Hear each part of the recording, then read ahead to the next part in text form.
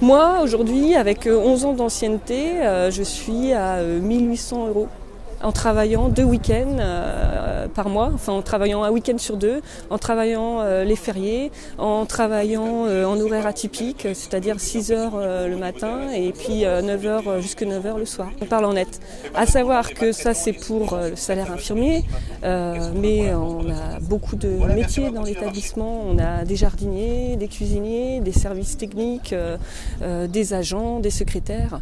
Et une partie de ces salariés sont au SMIC et atteignent le SMIC, non pas parce que leur rémunération de base est au SMIC, mais à l'inverse, leur rémunération de base est en dessous du SMIC et ils ont une compensation financière pour atteindre le SMIC. Et ça, c'est dramatique.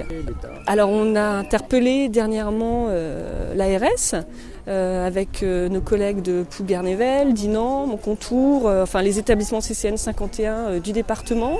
L'ARS nous dit qu'il faut qu'on voit ça avec la FEAP, qui est notre syndicat employeur.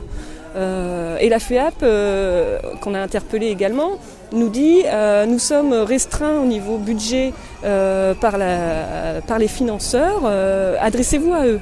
Donc chacun se renvoie la balle. C'est un dialogue de sourds. On n'est pas dans un réel dialogue.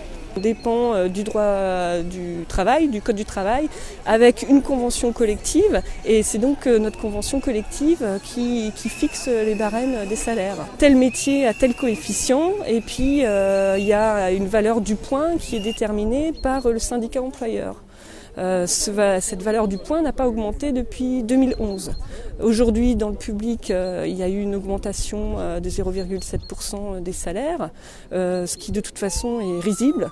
Mais nous, on n'a rien eu du tout. Il est clair que la CGT va continuer de se mobiliser pour interpeller l'actuel gouvernement et le futur gouvernement pour leur dire qu'on a besoin d'argent dans la santé.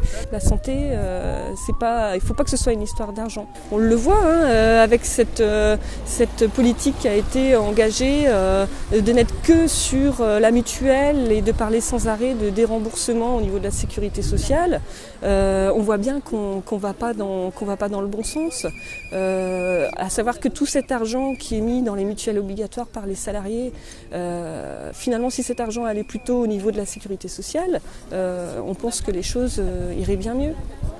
Ce qui est incroyable, c'est qu'on nous oblige à donner cet argent à des mutuelles qui, elles, en tirent un profit financier et les réinvestissent, entre autres dans des cliniques privées, où là, il y a vraiment, on est sur une entreprise avec des bénéfices qui sortent du soin apporté aux gens. Pour qu'ils arrêtent toujours de dire on peut rien foutre. Donc maintenant, à nous de la recevoir et puis imposer tout, quoi.